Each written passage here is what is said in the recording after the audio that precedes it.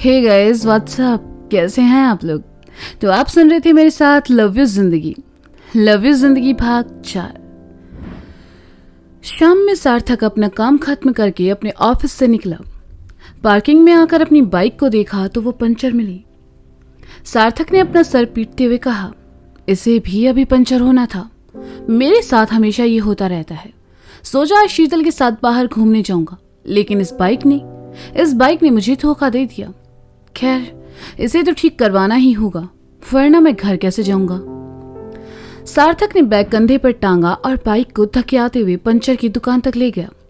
उसने दुकान वाले से पंचर बनाने को कहा और खुद बगल वाली दुकान पर चाय पीने चला आया।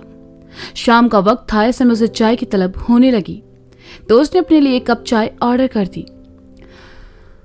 सार्थक वहीं खड़े होकर सामने से गुजरती गाड़ियों को देखने लगा। लड़का सार्थक को ग्लास थमाकर चला गया।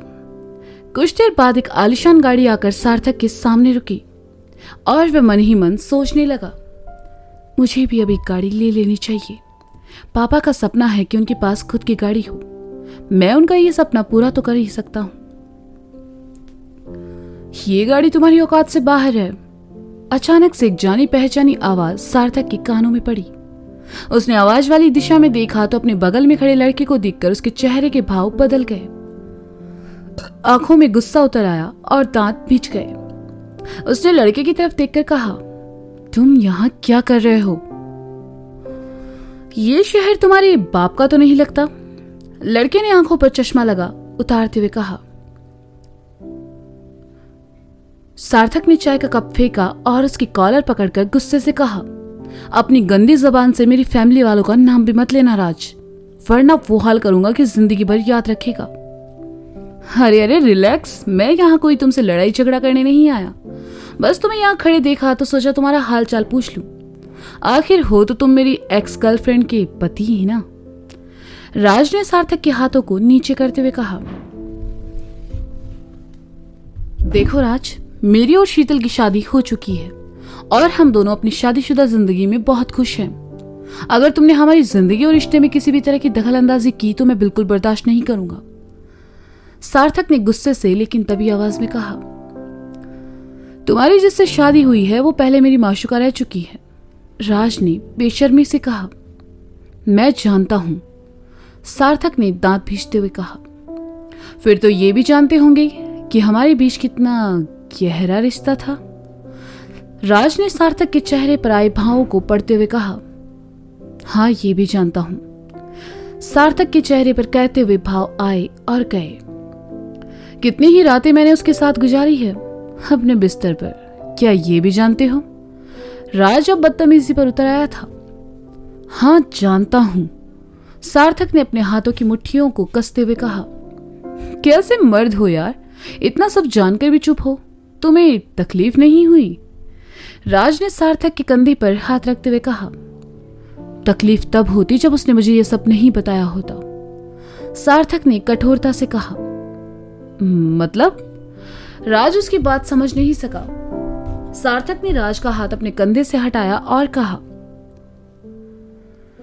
मतलब ये कि शीतल तुम्हारी माशूका रही होगी, लेकिन अब वो मेरी पत्नी है। उसका अतीत कैसा था इससे मुझे कोई फर्क नहीं पड़ता, लेकिन उसके वर्तमान और भविष्य को मैं अपने प्यार और साथ से खूबसूरत बना दूंगा। आइंदा से अगर तुमने शीतल के बारे में बकवास की तो मैं तुम्हारा मुंह तोड़ दूंगा और मुझसे बुरा कोई नहीं होगा। ये याद रखना तू उसे जानता नहीं है। 5 साल रिलेशनशिप में रही है वो मेरे साथ। जो लड़की कुछ महीनों में 5 साल का रिश्ता भूलकर तेरे बिस्तर में आ सकती है, उसे अपनी शादी भूलकर मेरे पास आने में कितना टाइम लगेगा? राज ने बेशर्मी से कहा, राज बेबी तुम यहाँ क्या कर रहे हो? चलो देर हो जाएगी। हाथ में पर्स थामे एक लड़की ने आकर कहा तो उसकी तंद्रा टूटी और उसने कहा, रूबी मैं तुम्हारा इंतजार कर रहा था, चलो चलते हैं। वैसे इस ड्रेस में तुम कमाल लग रही हो। Thank you baby, let's go. कहते हुए रूबी ने राज की बाह थामी और उसे लेकर गाड़ी की तरफ बढ़ गई। वो आलीशान गाड़ी राज की ही थी जिसमें बैठकर वह वहां से चला गया। सार्थक भी बाइक लेकर घर जाने वाले रास्ते की तरफ चल पड़ा। राज की कही बातें सार्थक के कानों में गूंज रही थी। सार्थक को सामने सड़क के खड्डे का ध्यान नहीं रहा और बाइक स्लिप होने से वह नीचे जा गिरा। गनीमत था कि वह बच गया था, लेकिन हाथ जरा सा छिल गया और शर्ट भी थोड़ी सी फट गई। आसपास के लोगों ने उसे उठाया, पानी पिलाया। सार्थक ठीक था। उसने पानी लिया और जैसे ही मुंह धोने लगा, उसके कानों में राज की कही बात गूंज उठी। तू उसे जानता नहीं है, 5 साल रिलेशन में रही है वो मेरे साथ। जो लड़की कुछ महीनों में 5 साल का रिलेशन भूलकर तेरे बिस्तर में आ सकती है, उसे अपनी शादी भूलकर मेरे पास आने में कितना टाइम लगेगा।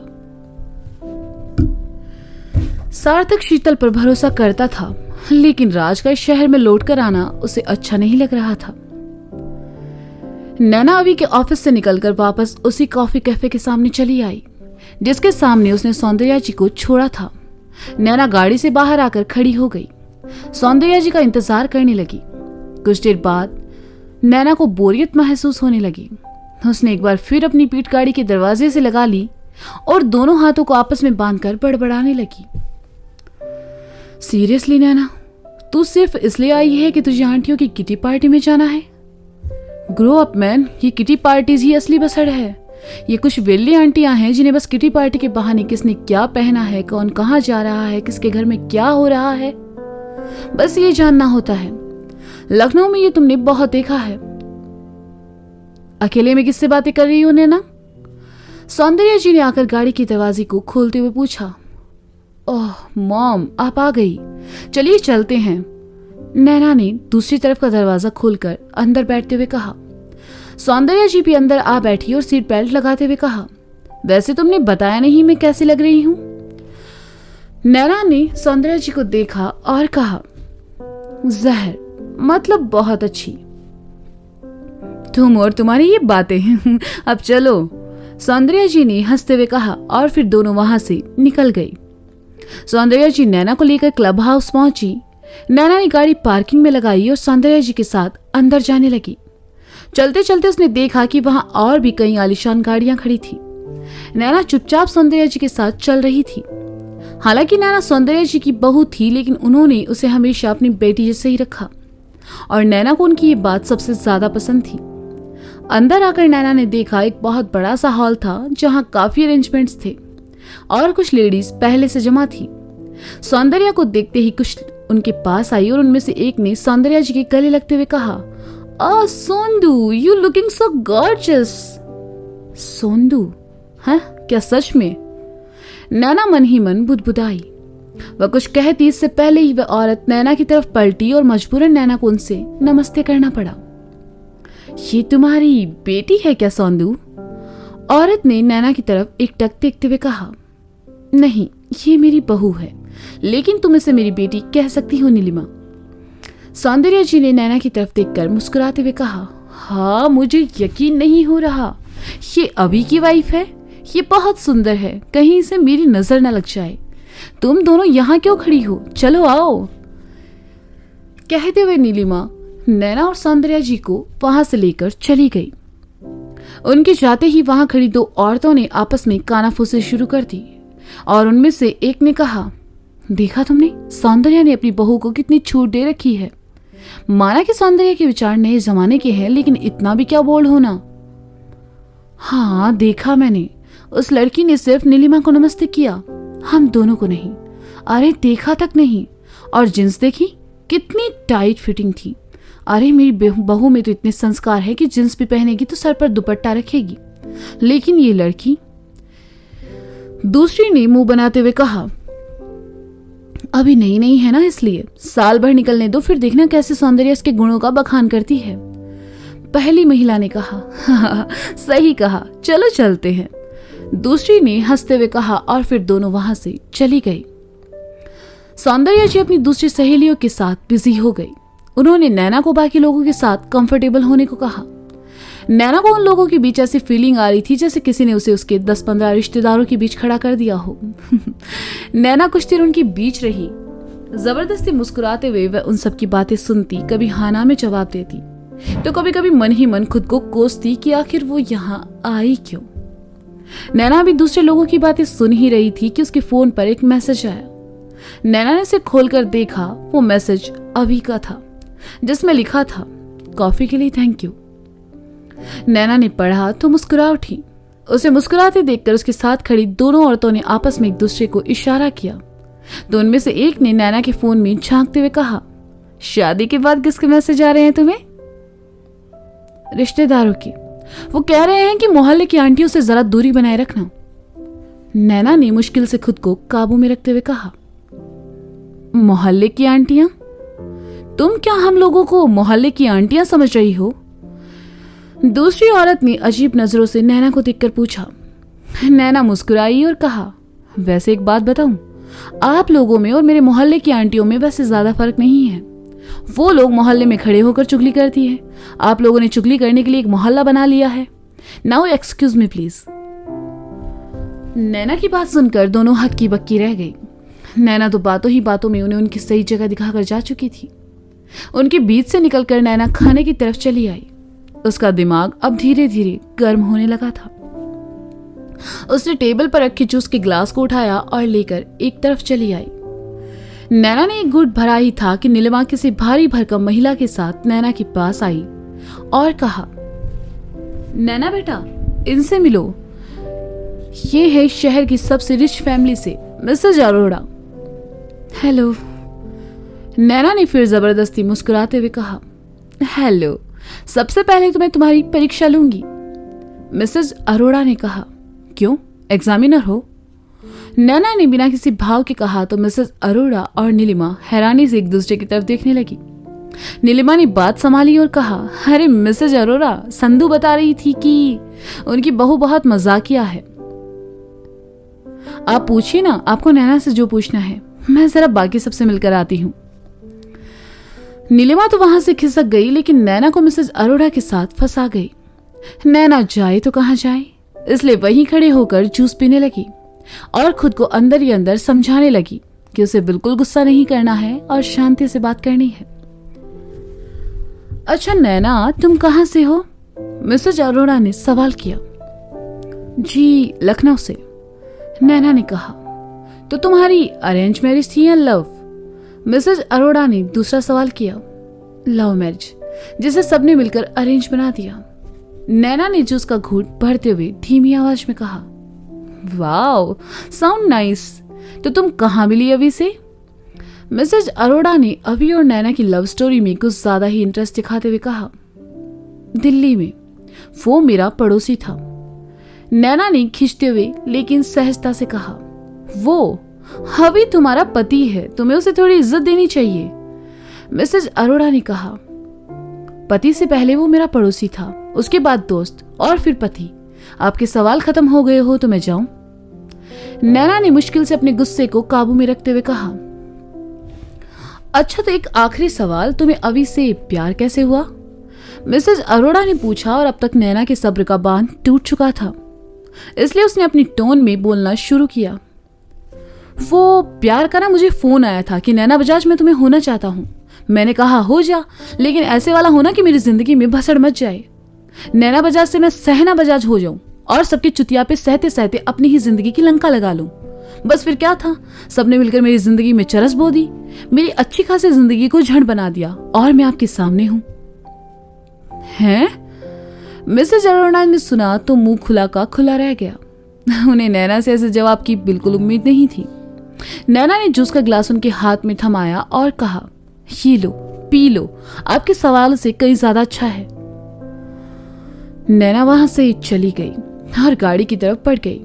उस क्लब में उन लोगों के बीच रुकना उसे जी का जंजाल लग रहा था।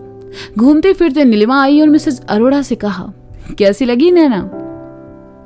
सौंदर्या ने क्या देखकर इस लड़की को चुना, इससे अच्छा तो मेरी डिम्पी थी। मिसेज अरोड़ा ने जूस का ग्लास नीलिमा को थमाकर कहा और वहां से चली गई। मिसेज अरोड़ा की बात सुनकर नीलिमा को हैरानी हुई। तभी दूर खड़ी मिसेज शर्मा उनके पास आई तो नीलिमा ने कहा, ये मिसेज अरोड़ा को क्या हुआ और ये डिम्पी का क्या मामला है? ये लो, आपको नहीं पता डिम्पी अरोड़ा? अरे मिसेज अरोड़ा की बड़ी बेटी अरोड़ा जी आती थी कि उनकी डिम्पी की शादी सौंदर्या जी के बेटे अवि से हो, लेकिन अवि ने मना कर दिया क्योंकि वह किसी और को पसंद करता था। यहाँ आते ही आपने मिसेज अरोड़ा को सौंदर्या की बहू से मिलवा दिया, तो उसने कहा बाप उनसे कहाँ बर्दाश्त होता, इसलिए तो वो जानबूझकर उनकी बहू से उटपटांग सवाल कर रही थी। लेकिन कुछ भी कहो, नीलिमा क्या सुनाया है उस लड़की ने मिसेज अरोड़ा को। उनकी शक्ल देखने लायक थी। सच में सौंदर्या बहुत लकी है जो उनको ऐसी बहू मिली। मैं तो खुद उससे मिलना चाहती थी, लेकिन तब तक वो यहाँ से चली गई। बेचारी मिसेज अरोड़ा, मिसेज शर्मा ने हंसते हुए कहा और वहां से चली गई। नीलिमा ने सुना तो थोड़ा हैरान भी थी और थोड़ी खुश भी, क्योंकि इस क्लब में पहली बार किसी ने मिसेज अरोड़ा को मुंह पर जवाब दिया था। सौंदर्या जी को जब इस बारे में पता चला तो वे क्लब हाउस से बाहर आई। उनके चेहरे के भाव बदले हुए थे और मुस्कान गायब थी। नैना गाड़ी के पास खड़ी थी, उसका मूड खराब हो चुका था। सौंदर्या को देखते ही वह समझ गई कि जरूर मिसेस अरोड़ा ने उन्हें सब बता दिया। सौंदर्या नैना के सामने आकर खड़ी हो गई और अपने हाथ बांधकर नैना को एकटक देखने लगी। इस वक्त भी उनके चेहरे पर कोई भाव नहीं थे। नैना ने देखा तो धीमी आवाज में खुद ही बोलना शुरू किया, मैंने आपसे पहले ही कहा था कि मुझे ऐसी जगह जाने की आदत नहीं है। मैंने खुद को बहुत कंट्रोल भी किया, लेकिन जब सामने वाला कुछ सुनने को तैयार ही नहीं है तो मैं क्या कर सकती हूँ। आप कहेंगी तो मैं उनसे माफी मांगने को तैयार हूं, लेकिन जो कुछ हुआ उसमें। नैना अपनी बात पूरी कर भी नहीं पाई कि सौंदर्या ने खुश होकर हंसते हुए कहा, अरे जो हुआ बहुत अच्छा हुआ। वो मिसेज अरोड़ा सबके सामने बहुत घमंड दिखाती है, तुमने तो आज उसकी बोलती ही बंद कर दी। ऐसा क्या कहा उनसे कि उनकी शक्ल पर 12 बजे हुए थे। मुझसे कहती थी मेरी डिम्पी से बेहतर लड़की तुम्हें नहीं मिल सकती सौंदर्या, लेकिन मैंने उसे गलत साबित कर दिया। तुम उसकी डिम्पी से 100 गुना बेहतर हो, ये देखकर जल गई है वो। और नैना तुम बहुत प्यारी हो, तुम्हें मिसेज अरोड़ा जैसे लोगों के सामने चुप रहने की कोई जरूरत नहीं है। नैना ने सुना तो हैरानी से सौंदर्या को देखने लगी और फिर एकदम से मुस्कुरा उठी, क्योंकि उसे अपने सामने खड़ी वो महिला सास कम और एक दोस्त ज्यादा नजर आ रही थी। तो दोस्तों ये था लव इज जिंदगी भाग 4। इसका अगला भाग आप जल्द ही सुनेंगे मेरे साथ। अब तक के लिए शुक्रिया, बाय बाय, अपना ख्याल रखिए और हाँ, सुनते रहें लव इज जिंदगी मेरे साथ। Bye bye.